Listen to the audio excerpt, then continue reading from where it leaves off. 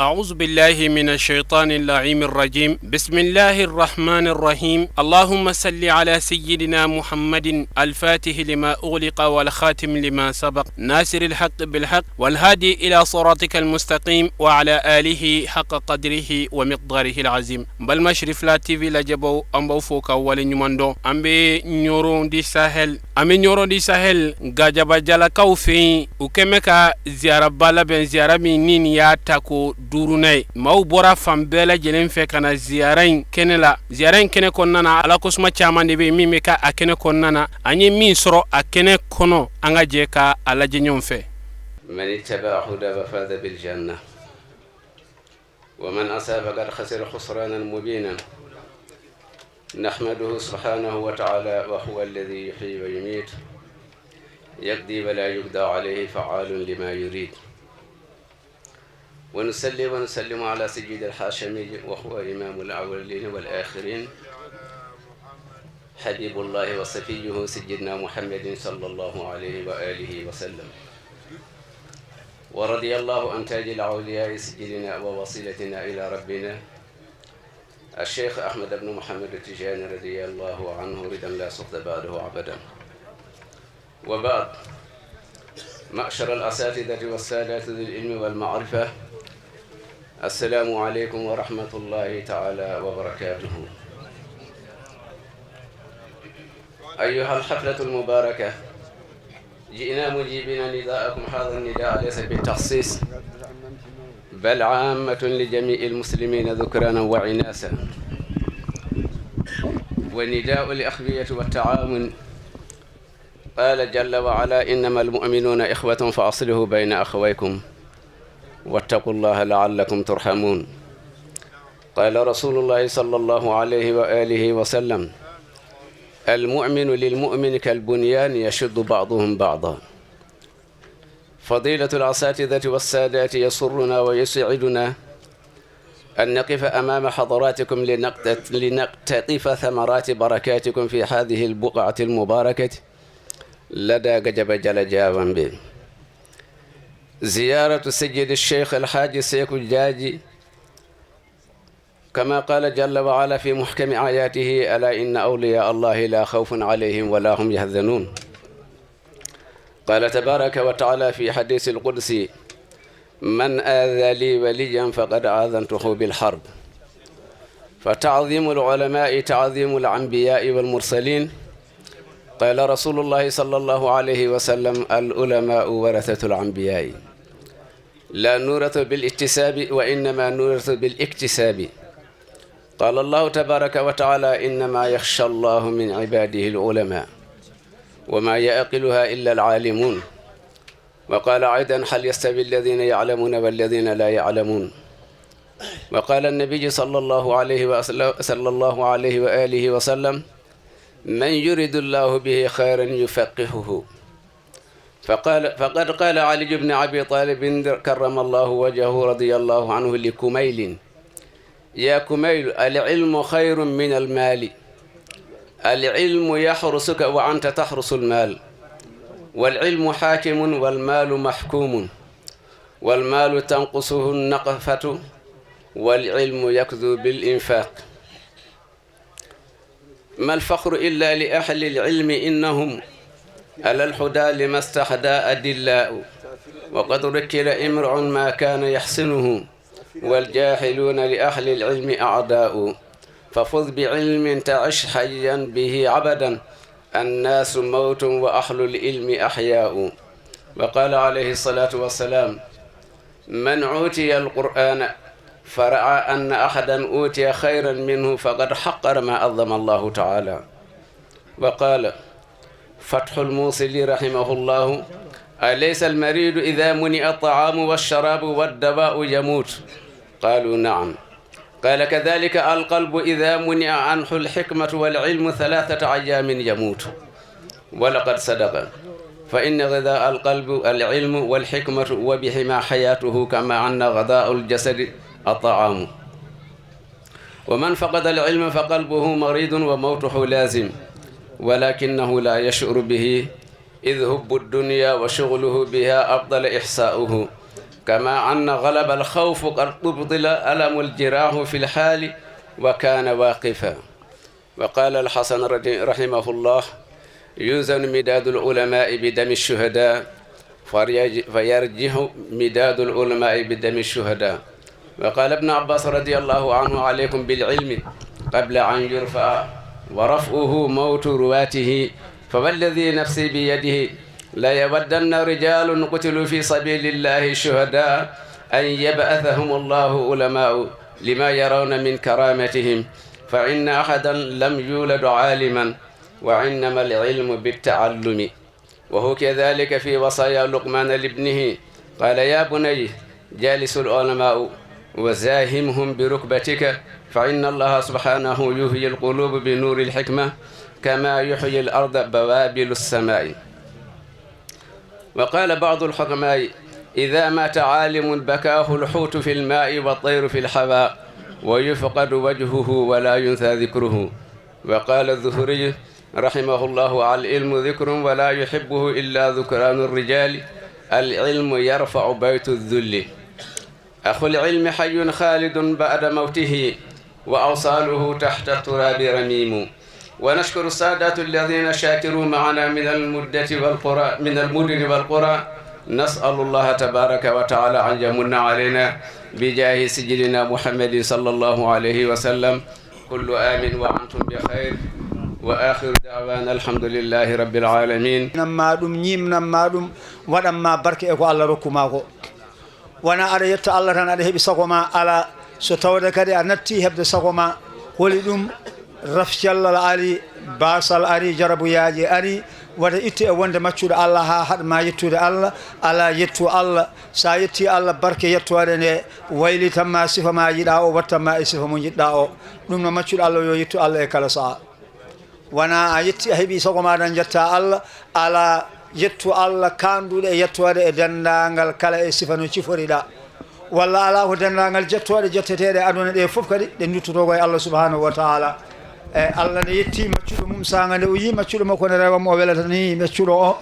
o yetti maccuɗo o nden yettode ko Allah jeeyi, saabu ko Allah fewnata maccuɗo muɗum. maccuɗo o feewa e Allah, o rewa Allah, Allah welemo yettamo, daka ko Allah handi e nden yettode. walla ala yettode kadi nde maccuɗo Allah yetti Allah saga nde o yiyani Allah ko waɗanimo, o Allah moƴƴere muɗum e makko o yi ɗum, o andani ɗum Allah, o yetti Allah. nden yettode kadi anduɓe men mbi nden kadi ko Allah jeeyi to banggue haqiqa, saabu ko Allah moƴƴanimo, hokkimo ko o yiɗi ko, Allah longirimo yo yettu ɗum, o yetti Allah. dak kadi nde yettode ko Allah jeeyi.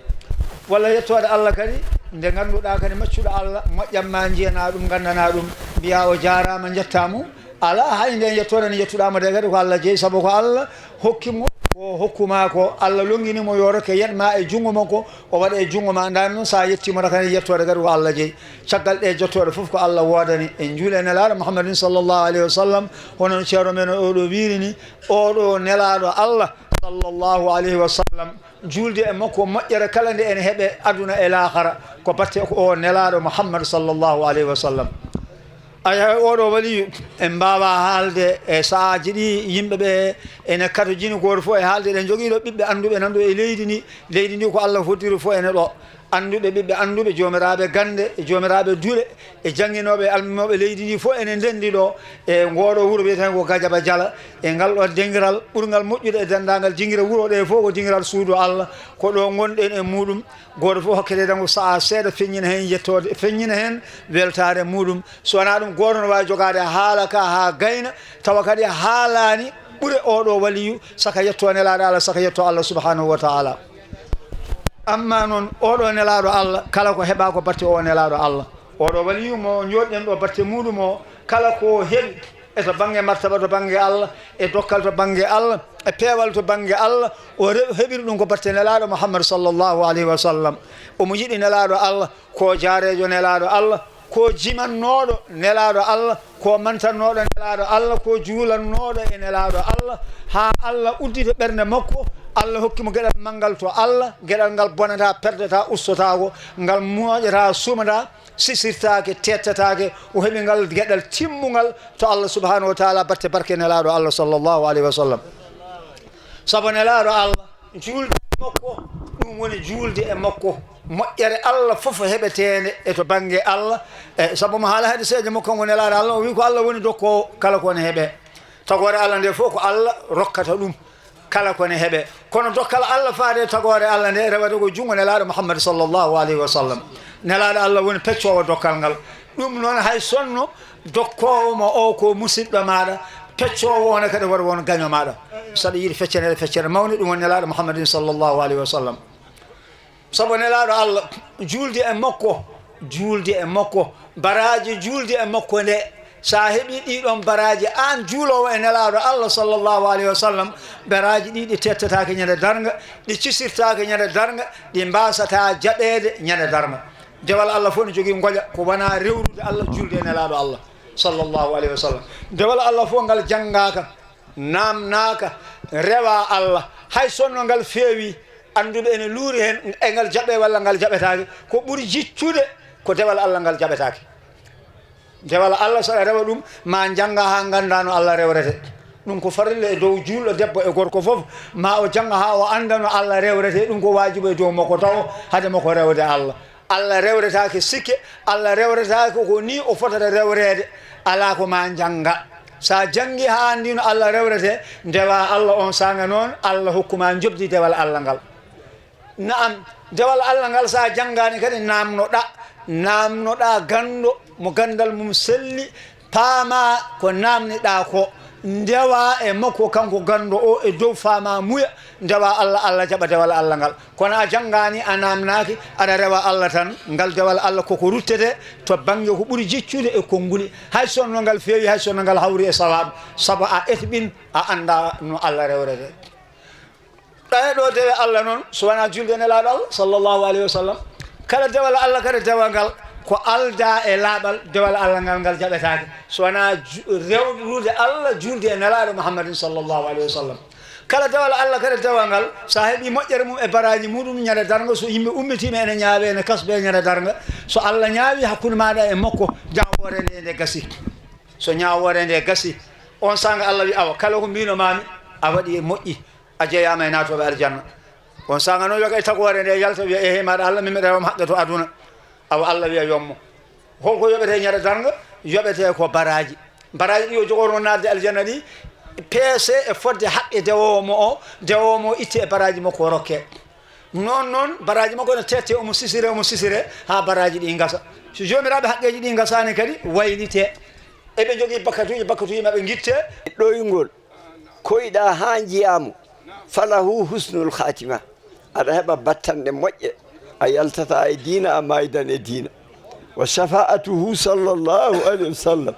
omo tefamma janggo yawmal qiyamati wa yahfiru llahu lahu wa li abawayhi Allah ne yaafomo yaafo yummakko e bammakko in kana muslimaini tawi koɓe julɓe wa ka annama khatama al qur'ana ene wayno o silki qur'ana 12 marratan laabi 12 keɓɗo yiide nelaɗo sallllahu alayhi wa sallam o hokkama oɗo darja mbaɗo no cilkuɗo qur'ana laabi 12 jiide nelaɗo ko hunde mawde tagaɗo fof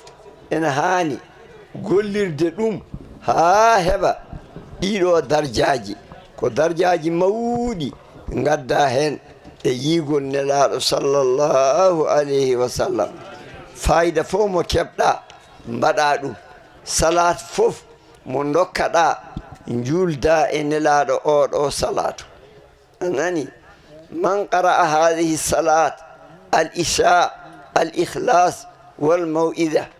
o wi janguɗo so neɗɗo juuli geeƴe o jangi qul huwallahu o jangi qul a'udhu bi rabbil falaqi o jangi qul a'udhu bi rabbin nasi o juuli e nelaɗo o ɗanima omo hokke kanko ne darja yiide nelaɗo ɗeɗo cimoje tedduɗe tati ɗo yillelade ɗo o jangaɗe hay wotere fuu so lawol gotol o jangaɗe o lela o ɗano omo hokke darja ewa yiide nelaɗo e ɗum ko darja nelaɗo sallllahu alayhi wa sallam eyyi allahumma salli ala ruhi sayyidina muhammadin fi l arwahi wa ala jasadihi fi l ajsadi wa ala alihi wa sahbihi wa sallam oɗon kadi ko siira mawɗo julduɗomo fof ene heɓa yiide nelaɗo allahumma salli ala ruhi sayyidina muhammadin fil arwahi wa ala jasadihi fil ajsadi wa ala qabrihi fil quburi ɗiɗo siiraji tati ruhu sayyidina muhammadin fil arwahi jasadi sayyidina muhammadin fil ajsadi ala qabri muhammadin fil quburi oɗon kadi sa waɗi ɗum hakke ko mbawɗa oɗo no waddi ɗo ko gaɗa 495 julda oɗo siira lelɗa ɗanɗa o kay aɗa heɓa yiide nelaɗo eyi o wi oɗone kadi gandu oɗo ko addi kadi o wi jamma aljuma caggal geeƴe o suuraji addi ɗi wona neɗɗo fof wawi ɗum juula darɗe 12 darde arande fatiha janga ya ayyuhal muzammilu caggal a gayni juula e nelaɗo ujunere ɗanoɗa o wi fa innahu yarani kanko nelaɗo o wi sa waɗi ɗum tan a yiyan kam sallllahu alayhi wa sallam falyaghsil awwala leylati chehri wa yalbisa thiyaba albiyad o nanna comcol danewol moƴƴol o leldo e maggol o janga o wirda julgol nelaɗo ngol ujunere o waɗa astahfirullah ujunere o wi onne kadi ene jogui darje yiide nelaɗo sallllahu alih wa sallam fa innahu yara nabiya sallam fi manamihi e ɗoygol makko omo hokke yiide nelaɗo sallllahu alayhi wa sallam keɓɗo yiide nelaɗo heeɓi gueɗal o woni haala baraji jiiɗomo fof ko gollanta ɗum janggo kanko nelaɗo sallah sallam fa innahu yara nabi sa sallam fi manamihi inchallah oyi so juuli e nelaɗo allahumma salli ala ruhi seydina muhammadin fil arwahi wa ala jasadi fil ajsadi wa ala qabrihi fil quburi aywa oɗo siika o waddi kadi o wi sa jangi fatiha janga ida zulzilati lardu laabi tati julda ɗum darɗe 4 caggal mum janga fatiha janga qul huwallahu laabi tati juula e nelaɗo sa lelima kadi anda kadi aɗa yiya nelaɗo aɗa yiya nelaɗo juula e nelaɗo fa innahu yara nabiya sa sallam fi manamihi inchallah tawi ko jamma aljuma gaɗɗa ɗum nda hokke oɗo daraja kadi والجميع المسلمين والمسلمات والمؤمنين والمؤمنات الأحياء منهم والأموات أجمعين برحمتك يا أرحم الراحمين سبحان ربك رب العزة عما يصفون وسلام على المرسلين والحمد لله. كنت نحيتكم عن زيارة القبور فزورها. قال النبي صلى الله عليه وسلم ومن لا يشكر الناس لا يشكر الله. القائل لئن شكرتم لأزيدنكم صدق الله العظيم. أما فو الحمد لله أمي على فو أمي على ولي من ركنا صلى الله عليه وسلم أكون ما من تسقى مو يكان منفو يتسقى بركة يتسقى على يا رب الكدا ولا نانغو أمي على كا نيمون والما على كا نيما نانكامبا بلا جلنفو أنتسي ولا مفولين بركة ذلك كم فلو بريزان tijan majulo ka yamaria kono akanga ala barkada sin chama anga ala barkada la halaya bela jelena dante la halaya mina wala me folini barkada ke bi jamanen kalfale me jonna wode alhaji ibrahim bubakar kita kanga foli kai ambani ni fana hakili sigini baski ala ka din jamana dem bela jelema ambe foli ke kanye shi aka ministru bela jelema ni wa ka gouvernement kata se anga dina ministre maneyo Thierno Oumar Hass Diallo o kɔfɛ an bɛ foli kɛ an ka kumanda min bɔra yan ani sebe ani an ka maire ani conseil bɛɛ lajɛlen ko ka bɛɛ fɔ ka bɛɛ lajɛlen waleɲuman dɔn o tɛmɛnen kɔ n'i ko jɔn kunnandi a fɔ sababu ɲuman an bɛ dugu min kɔnɔ o dugutigi alhaji seyidu nana bacili a n'a ka conseil bɛɛ lajɛlen ani gajaba duguden bɛɛ lajɛlen a cɛ a muso denmisɛn makɔrɔba jɔn hɔrɔn ko ka bɛɛ lajɛlen fɔ dunan ni dugulen bɛɛ lajɛlen wala a danto ye dugu caman de nana an dɛmɛ baara in na ka bɔ yɔrɔ min na an b'a a fɔ Allahu taala ka hɛrɛ kɛ an n'u bɛɛ lajɛlen ye ala ka sababu ɲuman kɛ an n'u ye ba jɔyɔrɔ kelen kɔ an bɛ foli ni barikada kɛ Gajaba kɔfɛ o ye jumɛn de ye an bɛ foli ani barikadali kɛ Gajaba alimu bɛɛ lajɛlen a dudalitigi bɛɛ a alimami bɛɛ alimami ba bi o ye imam Hamali an b'a fɔ a ka cɛsiri a n'a ka dɛmɛ ka na se tɔ in ma ka na se depuis an nana a bɛ k'an dɛmɛ ziyara baara bɛɛ lajɛlen na o kɔfɛ an bɛna foli ani barakadali kɛ ka taa se duguw ma dugu minnu nana an dɛmɛ baara ninnu na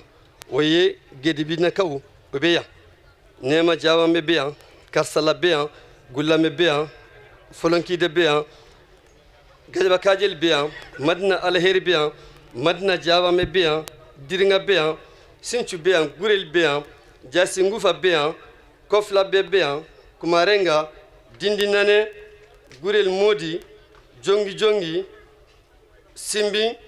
o bɛɛ lajɛlen bɛ yan marena bɛ yan alahinna bɛ yan leba dekor leba ardo sajo o bɛ yan o tɛmɛnen kɔ arifunda bɛ yan turida bɛ yan yɔrɔ mari bɛ yan yuri bɛ yan ka taa se jabijalama nin bɛɛ lajɛlen u nana dɛmɛ baara in na sew de bɛ yan ni o tɛmɛna an bɛ foli ka taa ahlu baytu ma n'o ye shirifu ka so ye Muhammed wuli Sheikh Hamahullah ka dɛmɛya a n'a ka kalanden n'a ka kanubɛɛ bɛɛ lajɛlen an bɛ foli kɛ ka taa se an ka duba ma n'o ye Sheikh Umar al-Futi ka so n'o ye Sharun Hadi a n'a ka dɛmɛya a n'a ka kalanden bɛɛ an bɛ foli kɛ ka barikadali ka ɲɛsin u ma o foli an bɛ tila ka se ɲɔra alimamilakaw ma n'o ye Njum Kaba Jakite o ka dɛmɛya ye an b'u fɔ ko waliɲuman dɔn o tɛmɛnen kɔ Gajabakaw aw kɛra jatigi ɲumanw ye dugutigi ka foli n'o ye Seyidu Nana Bacili ani Seyidina Jaji Basun Bawra Demba Batumu Bacili Bolo Bacili Sheikhna Intu Dramera Sherno Jaji Dramera Buye Dramera Hamadi Bacili Usman Bari kata se Magan Sise Mojo Kamara Mojo Basum kata se Zenes Gajaba Jala cɛ ana muso denmisɛnnin ne makɔrɔba an bɛ bɛɛ lajɛlen fɔ ninnu tagakun ye jumɛn de k'a fɔ ko ka fisa ni tɔ ye ayi o tɛ i tɛ se ka bɛɛ ta tɔgɔ ma mais n bɛ jamakulu dɔ ta ka kɛ ka jamakulu dɔ fɔ alakira ka matɛ sallallahu alayhi wa sallam an ka wali mɔgɔw waliɲuman dɔn an bɛ jeunesse fɔ gulambe jeunesse ani Gajaba jeunesse an b'u bɛɛ fɔ association amicale jaban bɛ ayiwa cɛkɔrɔba minnu tun y'a ɲɛmɔgɔ ye caman ka kalifa minɛla ala ka yafa n'u ma a biro sigi min bɛna kɛ dɔgɔkun nata ala k'a kɛ hɛrɛ ye association famille Basum président tɔgɔ la an ka président muɲunen sabalilen a bɛɛ bɛ k'a la a bɛɛ bɛ f'a ma mais a bɛ tɛmɛ a bɛɛ lajɛlen na alhaji Tijani Majula Basum a n'a nɔna bɛɛ a ka danga mana bi n'o ye Bakari Basum a kɔrɔkɛ fatura ala ka yafa n'a ma an mɔkɛ Abu Sɔgɔna Bacili fana fatura ala ka yafa n'u ma hama dondu san o san a bɛ na a bɛ kuma kɔrɔnfɛla bɛɛ tɔgɔ la ale fana janaja b'a bolo a ma se ka na yan n'i k'i jɔn kunnandi a fɔ sababu ɲuman an bɛ foli kɛ bɛɛ lajɛlen ye an dun nakun ye min o ye waliɲuman dɔn de ye maa ɲuman min dalen don a ye ɲumanya dɔ de kɛ ala ye ala y'a waliɲuman dɔn n'a ye an fana bɛ ka nɔ bɔ ni o de ye a bɛ sabali an b'o la an bɛ kuma to yen an ka lamɛnli kɛ délégation min bɔra Kayi o camanba bɛ yan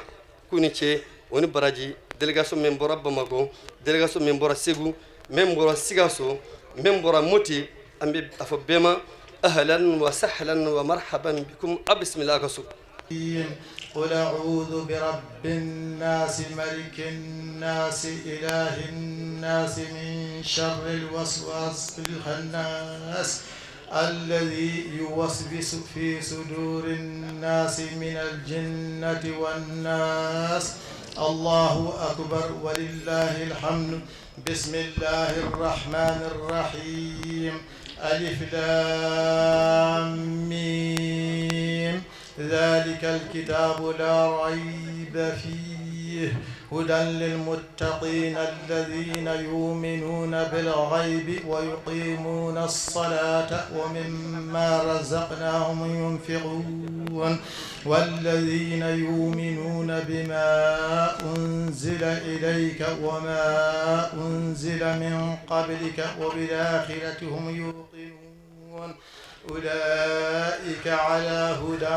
من ربهم وأولئك هم المفلحون. جعل الله المفلحين بالجنة. بسم الله الرحمن الرحيم.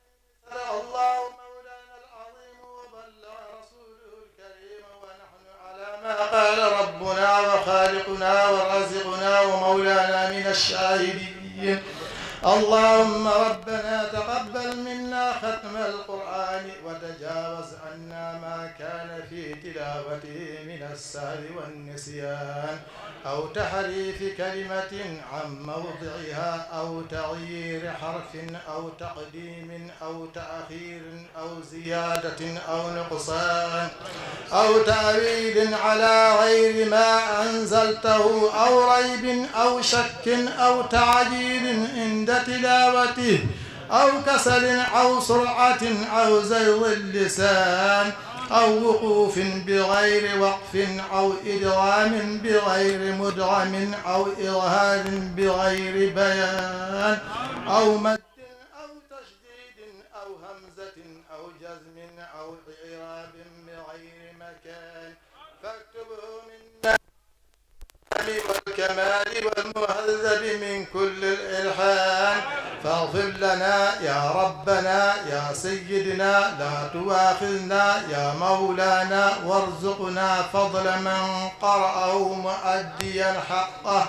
مع الأعضاء والقلب واللسان وهب لنا به الخير والسعادة والبشارة والأمان ولا تختم لنا بالشر والشقاوة والضلالة والطغيان ونبهنا قبل المنايا أو من نوم الغفلة والكسلان ونبهنا قبل المنايا عن نوم الغفلة والكسلان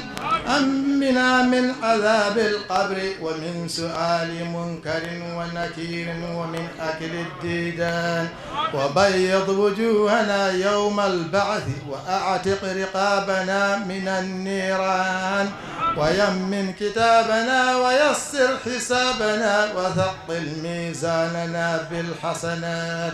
وثبت أقدامنا على الصراط وأسكننا في وسط الجنان وارزقنا جوار سيدنا محمد عليه الصلاة والسلام وأكرمنا بلقائك يا ديان استجب دعاءنا بحق التوراة والإنجيل والزبور والفرقان أعطنا جميع ما سألناك به في السر والإعلان وزدنا من فضلك الواسع بجودك وكرمك يا رحيم يا رحمن اللهم صل على سيدنا محمد وآله صاحب الشريعة والبرهان برحمتك يا أرحم الراحمين اللهم انفعنا وارفعنا بالقرآن العظيم وبارك لنا بالآيات والذكر الحكيم وتقبل منا إنك أنت السميع العليم وتب علينا إنك أنت التواب الرحيم اللهم زينا بزينة القرآن وأكرمنا بكرامة القرآن وألبسنا بخلقة القرآن وآفنا من كل بلاء الدنيا وعذاب الآخرة بحرمة القرآن وأدخلنا الجنة مع القرآن وارحم جميع أمة سيدنا محمد بحق القرآن اللهم اجعل القرآن لنا في الدنيا قرينا وفي القبر مونسا وفي القيامة شفيعا وعلى الصراط نورا وإلى الجنة رفيقا وبيننا وبين الناس سترا وحجابا وإلى الخيرات كلها دليلا وإماما بفضلك وجودك وكرمك يا أكرم الأكرمين. اللهم اهدنا بهداية القرآن وعافنا بعناية القرآن ونجنا من النيران بكرامة القرآن وأدخلنا الجنة بشفاعة القرآن وارفع درجاتنا بفضيلة القرآن وكفر عنا سيئاتنا بتلاوة القرآن يا ذا الفضل والإحسان. اللهم ارزقنا بكل حرف من القرآن حلاوة وبكل كلمة كرامة وبكل آية سعادة وبكل سورة سلامة وبكل جزء جزاء وبكل حزب حسنة وبكل نصف نعمة وبكل ثمن ثناء. اللهم ارزقنا بالألف ألفة وبالباء بركة وبالتاء توبة وبالثاء ثوابا وبالجيم جمالا وبالحاء حكمة وبالخاء خلانا وبالدال دنوا وبالذال ذكاء وبالراء رحمة وبالزاء زلفة وبالسين سناء وبالشين شفاء وبالصاد صدقا وبالضاد ضياء وبالطاء طهارة وبالضاء غفرا وبالعين علما وبالغين غناء وبالفاء فلاحا وبالقاف قربة وبالكاف كفاية وباللام لطفا وبالميم موعظة وبالنون نورا وبالواو وصلة وبالهاء هداية وبلام الألف لقاء وبالياء يسرا وبالياء يسرا وبالياء يسرا. وصلى الله على سيدنا محمد وآله الطاهرين أجمعين. اللهم بلغ ثواب ما قرأناه ونور ما تلوناه إلى روح سيدنا محمد عليه السلام وإلى أرواح أصحابه رضي الله عنهم أجمعين وإلى أرواح جميع الأنبياء والأولياء والمرسلين وإلى أرواح آبائنا وأمهاتنا وإخواننا وأصدقائنا وأساتذتنا ومشايخنا خاصة وإلى أرواح جميع المؤمنين والمؤمنات والمسلمين والمسلمات الأحياء منهم والأموات أجمعين عامة وإلى جميع أصحاب الخيرات من المؤمنين. اللهم انصر من نصر الدين واخذل من خذل المسلمين آمين يا رب العالمين. السلام عليكم يا أهل بيت النبوة وموضع الرسالة ومختلف الملائكة ومهبط الوحي ومعدن الرحمة وخزان العلم ومنتهى الحلم وأصول الكرم وقادات الأمم وأولياء النعم وعناصير الأبرار ودعائم الأخيار وساسات العباد وأركان البلاد وأبواب الإيمان وأمناء الرحمن وسلالة النبيين وصفوة المرسلين وإثرة خيرة رب العالمين ورحمة الله وبركاته. السلام على أئمة الهدى ومصابيح الدجى وأعلام التقى وذوي النهى وأولي الحجى وكهف الورى وورثة الأنبياء والمثل الأعلى والدعوة الحسنى وحجج الله على أهل الدنيا والآخرة والأولى ورحمة الله وبركاته. السلام على محال معرفة الله ومساكن بركة الله ومعادن حكمة الله وحفظة سر الله وحملة كتاب الله وأوصياء نبي الله وذرية رسول الله صلى الله عليه وآله ورحمة الله وبركاته. السلام على الدعاة إلى الله والأدلاء على مرضاة الله والمستقرين في أمر الله والتامين في محبة الله والمخلصين في توحيد الله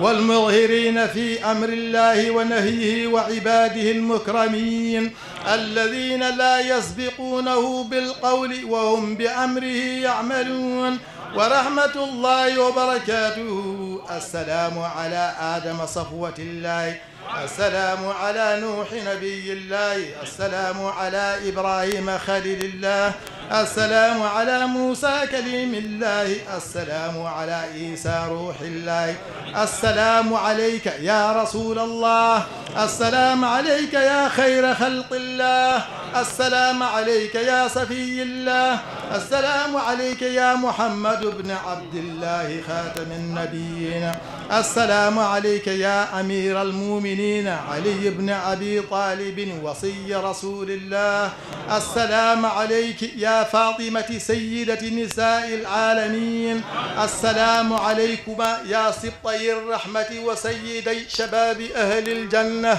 السلام عليك يا علي بن الحسين سيد العابدين وقرة عين الناظرين، السلام عليك يا محمد بن علي باقر العلم بعد النبي، السلام عليك يا جعفر بن محمد الصادق البار الأمين، السلام عليك يا موسى بن جعفر الطاهر الطهري،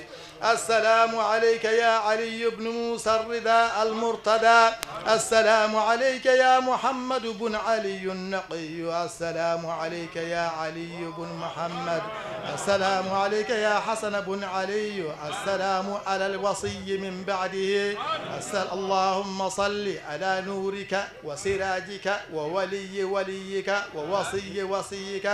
وحجتك على خلقك، السلام عليك يا بنت رسول الله، السلام عليك يا بنت فاطمة وخديجة، السلام عليك يا بنت أمير المؤمنين، السلام عليك يا بنت الحسن والحسين، السلام عليك يا بنت ولي الله، السلام عليك يا أخت ولي الله، السلام عليك يا أمة ولي الله، السلام عليك يا بنت محمد بن علي النقي ورحمة الله وبركاته، السلام عليك عرف الله بيننا وبينكم في الجنة وحشرنا في زمرتكم وأوردنا حوض نبيكم وسقانا بكأس جدكم من يدي علي بن أبي طالب صلوات الله عليكم. أسأل الله أن يرينا فيكم السرور والفرج وأن يجمعنا وإياكم في زمرة جدكم محمد صلى الله عليه وآله وألا يسلبنا معرفتكم إنه ولي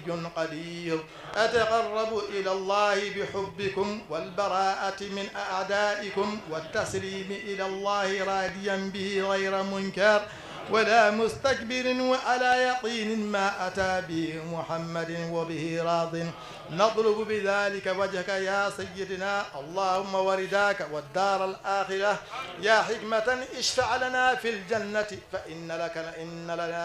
فإن لك عند الله شأنا من الشأن. اللهم إنا نسألك أن تختم لنا بالسعادة فلا تسلب منا ما أنا فيه ولا حول ولا قوة إلا بالله العلي العظيم. اللهم استجب لنا وتقبلنا بكرمك وعزتك وبرحمتك وعافيتك وصلى الله على محمد وآله أجمعين وسلم تسليما يا أرحم الراحمين. اللهم صل على محمد وآل محمد شجرة النبوة وموضع الرسالة ومختلف الملائكة. mais anyado moho banko moho nana kalankelaw nana moriw nana sirifiw nana be nana sigilite ninko ambe jama fo ambe moho be fo ambe moho wali nyumando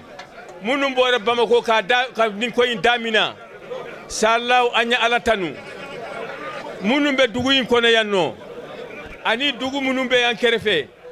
keren ka bila ani jagana folonkide ambu be kanu ambe getema kawfo ambe folonkide kawfo dugu imanake choko munum be yanno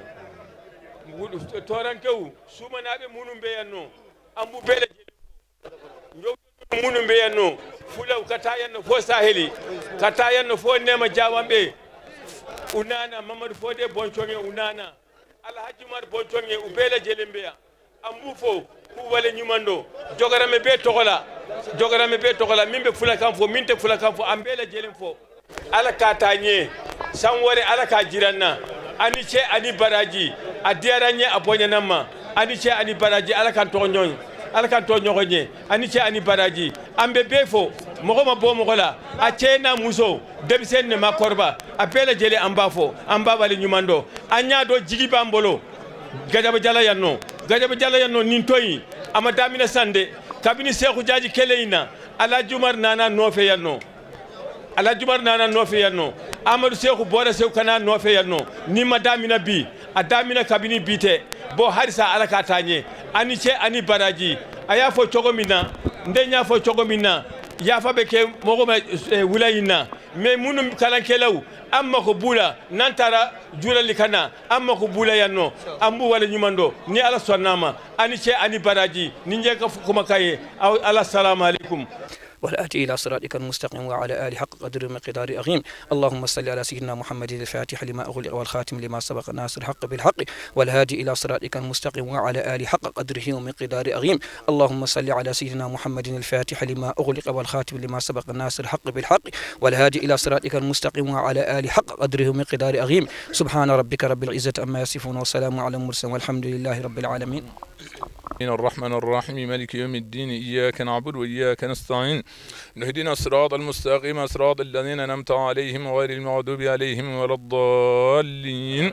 ربنا آتنا في الدنيا حسنة وفي الآخرة حسنة وقنا عذاب النار ربنا ظلمنا أنفسنا وإن لم تغفر لنا وترحمنا لنكونن من الخاسرين ربنا لا تزغ قلوبنا بعد إذ هديتنا وهب لنا من لدنك رحمة إنك أنت الوهاب ربنا إننا سمعنا مناديا ينادي للإيمان أن آمنوا بربكم فآمنا ربنا اغفر لنا ذنوبنا وإخواننا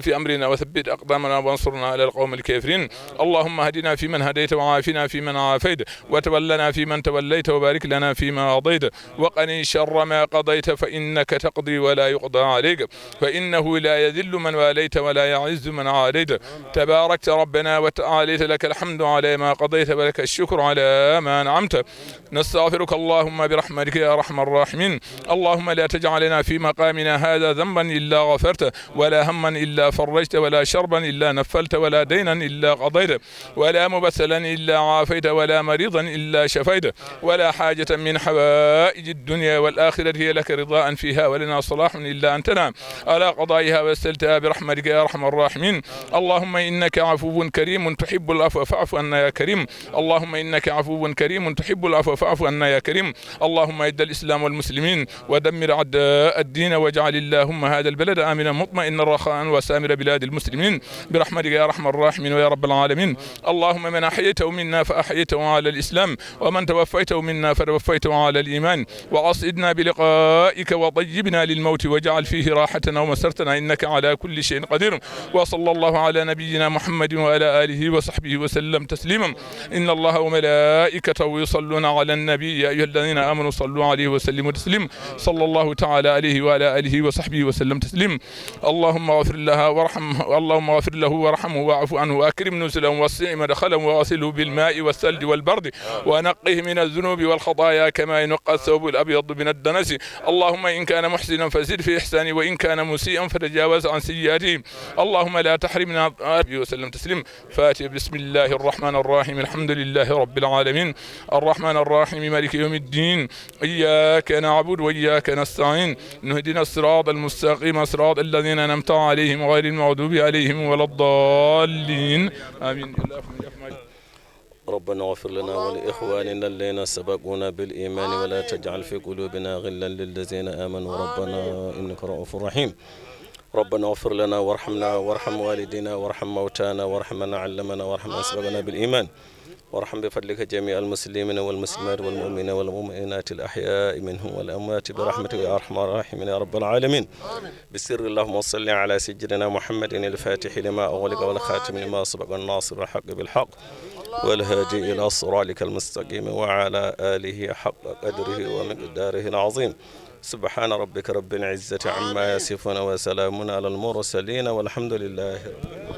الحمد لله رب العالمين. ñina zara 2017 akera bunya akera wasa akera karamay alhamdulillah vraiment anyana kosobe anye folo muyi jamanna na fokateme alhamdulillah rabbil alamin bo dugo bi yangere fe o be ya mage alhamdulillah wo gajaba fana cheni muso dumuni ni ji ani shioro vraiment yuseke fokateme ferma ñina zara ko ni a ñena yere fuga teme amba ñini ala fe ala ka sama refana jama ciya teme niga bo amba ñinu fe mo ya zoro ni ngani ya biya amba ñinu fe sanvere u be ka yana wa amba ñini gajaba duguti na ka dugudo fe ni ala sona ma kan deme soko la sabu yere ya ayre ayi so bi dugu ngona ya be far jamana amba ñinu fe u ko jija u ka so wero jo non kama bo alhamdulillah rabbil alamin do min gara aw yara ba kalama to kera jamana yi ka do ke jamana hono dewnye ka do ka president yere ni ala sona ma bañin ala fe 2017 ka soro jamana sumana ka bampew ka mbeke kelinye kan sago dama ala ka hero chaya ka jamana dia kosobe am bena fega fo alhamdulillah rabbil alamin mogo nana jarala ambañin ala fe ala ko nyuma sagi kaso ni ala sona ma. السلام عليكم ورحمة الله. اللهم صل على محمد وعلى آله وصحبه وسلم. على كني سبابه. هرب على ربول على كهرا كم بلا جلين. وارتم نتلي شريف لا. أننا نينغال كي أننا فرانغا زيارة كلا. ناجتي كبب بمكو. كنا نيورو كابو نيورو كنا جاجبا جلا. فيني نينه نبوشير. أيو بيكون منكسو على نكرا. وني أننا ولا أمبا فودي على كشيني كنا دي أنوما. ala ka naw kishi ala ka naw tanga jamana ala ka baski dama annana ziyara la alamsa dun no kalo tile kononto en anya bara damine kalo tile tan ka ben juma dom gajabayan misri kelen ani zawiya kelen ne biyan an bela jelen zawiya misri an be nyon soro gajaba misri badala wala nya do damne no e ka yafanyini ala bulo ala dunya fa kanga ala kosma wala zikrullah akbar donc wodum fana mi ala kusmali zikru anyoke astaghfirullah fulla shen bakeme ani bamuga ani nani o banim ko kuma mina anya ala ka kuma kayin tani qur'an al karim qur'ana dunya femi ni ya kalan kummin kan abode nye ni ala bla minan gono ala boko ni ala bla yoro mina ala be wala qur'ana jigina qur'ana kalan nan fe shen bisaba o kara jumadun antlara wala kasali ala kira ka sallallahu alaihi wasallam shen bakime ani shen muga ani nani wala obena wala falama mautari lafiya kasi dugu jele kunu sibri anya damne ni ala kusma kele no bismillahir rahmanir rahim anyo bakime ba muga nani ke katla ko sara qur'ana kalan damne fana shen bisaba ani woro koke o kele hasbunallahu wa ni'mal wakil وباك من بامغناني الو فنان نويا كنو يا حي يا قيوم الو فنان نويا شيب باك من بابي ولوملا اني ناني علي نبلاجل نويا على كاسيكونو ولا ني كيلين مامنا بي ديا كونشي ني وي سيبري كالوت لتاني فلا دوغو مونو نانا تشالا بي دوغو بيسابا اني دونيمبو مونو نانا فرانغا زيارنا ماداما زيارين adamine ka tani sankeme manga ke kuluye ka franyonga nyina ya sanduruye wala nali bita warana jigina shenani ka fara kuna sininta bisabani kunun bisabani woroka adafara shen bi wolomla adafale shen bi wolomla la salla ala kira sallallahu alaihi wasallam ni way hinani nema nyine kisiye ala kira na so dunge senma na ka sabo nyumaye o shen babbi wolomla o kelen kuma minani wa an solla kana don sali hukumu kono ka dumunu ke kata ziyara ke eba anga manyumanu dairo la kaburu don tasi yɔrɔ dɔn miiri yɔrɔ dɔn hinɛ yɔrɔ dɔn n'i bɛ miiri ala la ni dusukun jara segin ka taa dɔgɔtɔrɔso la dɛ i ka lajɛ minnu bɛ yen ni dusukun jara segin ka taa kaburu dɔn na dɛ i ka lajɛ minnu bɛ yen ni dusukun jara taa janajakɛyɔrɔ la i dusukun bɛ mafuya wala an nana ziyara la ziyara ye ziyada de ye hɛrɛ la an nalen fana o kɔfɛ de lansara yan'a ka seli an sɔrɔla ka dugawu sirakala kuncɛ ni juman de bi n'i y'a mɛn jamanaden jamana de bɛ yen an ye dugawu de kɛ jamana in ala ka basigi di jamana in ma ala ka basigi di jamanadenw ma ala ka hakilisigi d'an ma fitinɛ ni balawu min bɛ yen ala ka bɔ yen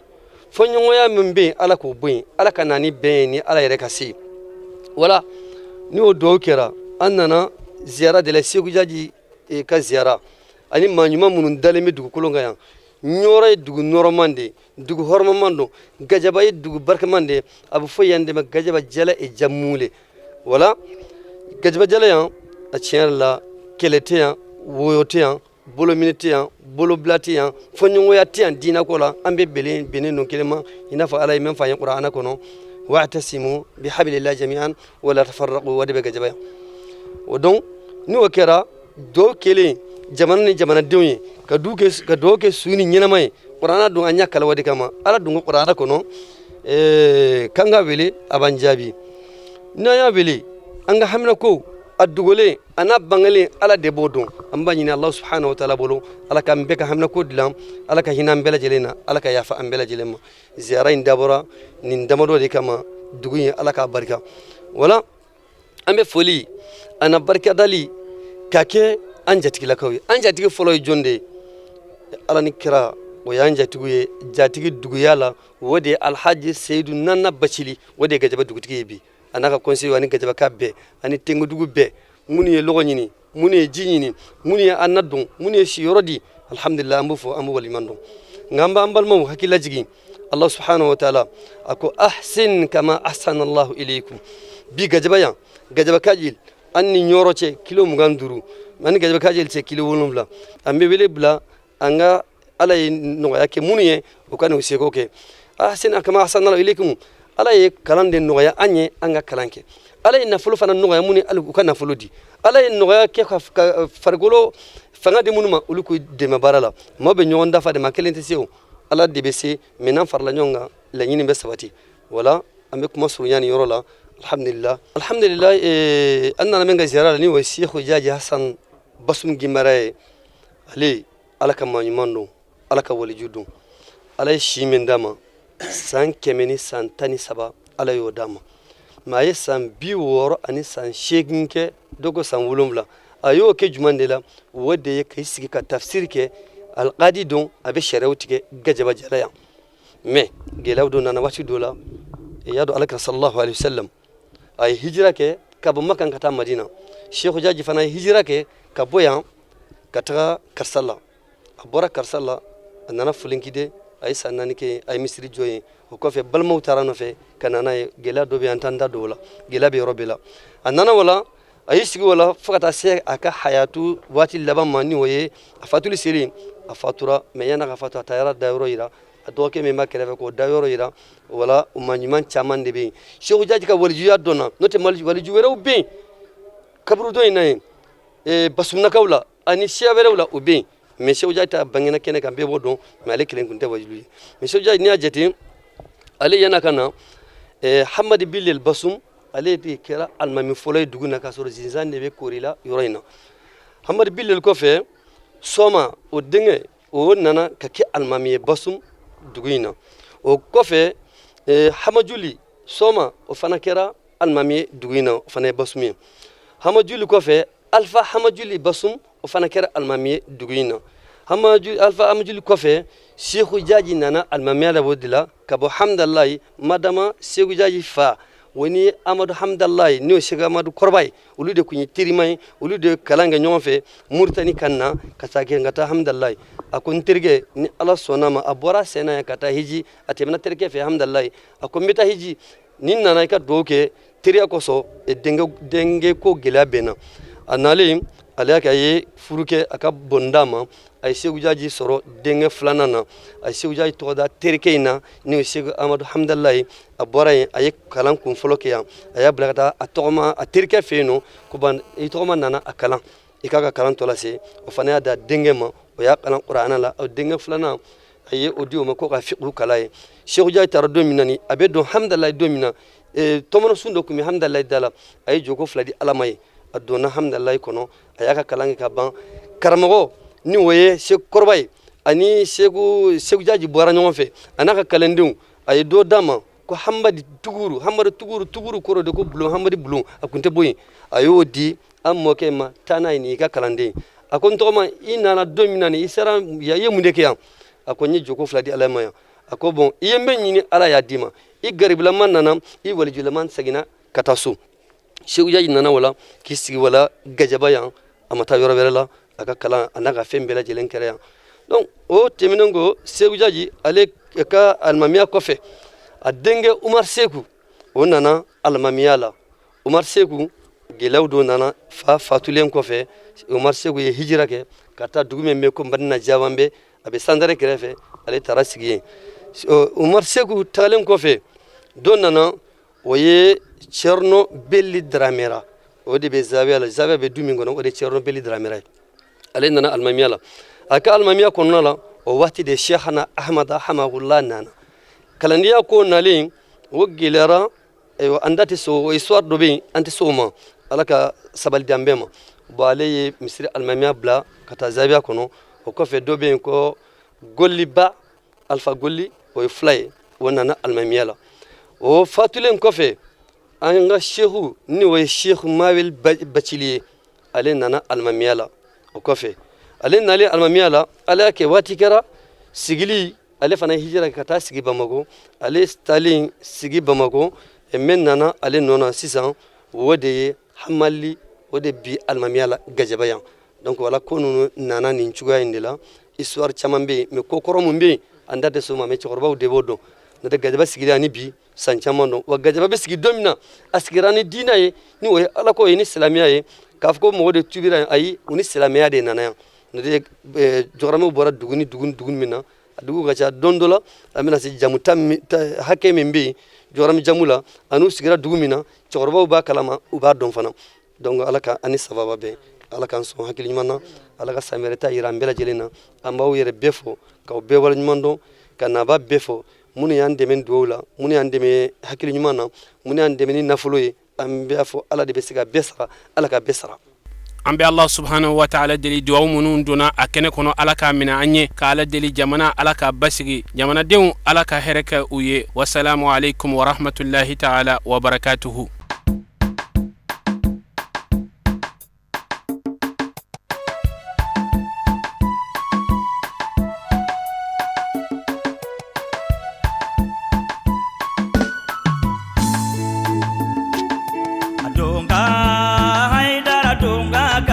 Ni sanu ni wariye donga